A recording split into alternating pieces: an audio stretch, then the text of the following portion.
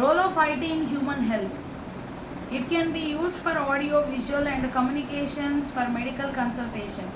ఈ ఐటీ అనేటువంటిది information technology అనమాట. సో అది మనకి ఆడియో పరంగా అయినా సరే, అంటే ఓన్లీ మనకి ఆ స్వరం అనేటువంటిది వినిపిస్తూ ఉంటుంది, ఏది కూడా మనకు కనిపించదు అనమాట. సో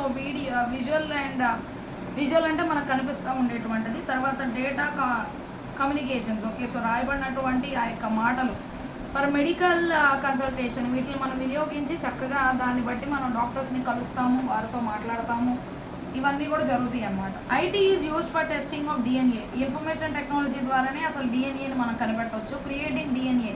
ఓకే, సో డిఎన్ఏని తయారు చేయొచ్చు, database and genetic information about population. అట్లాగే ఎవరి యొక్క జీన్స్ ఏంటి అనేటువంటి ఇన్ఫర్మేషన్ని తెలియజేసేటువంటి విధంగా జనాభా అందరి గురించి కూడా ఈ యొక్క ఇన్ఫర్మేషన్ అనేటువంటిది ఇన్ఫర్మేషన్ టెక్నాలజీలో ఉంది. It helps in spreading awareness about endemic, epidemic and communicable diseases. Okay, so ఇంకా చాలా ప్రమాదకరమైనటువంటి రోగాలు ఏవైతే ఉంటాయో, చాలా బాగా వ్యాప్తి చెందేటువంటి రోగాలు ఏముంటాయో, సో మనల్ని అంతం చేసేటువంటి రోగాలు ఏవైతే ఉంటాయో, సో వాటన్నిటి గురించి కూడా ఇలా వ్యాప్తి చెందుతాయి. ఇలా ఉంటే ఇతరుల నుండి మనకు సోకే అవకాశం ఉంది అని చెప్పి ఆ యొక్క ఇన్ఫర్మేషన్ని మనం ఇన్ఫర్మేషన్ టెక్నాలజీలో తెలుసుకోవచ్చు.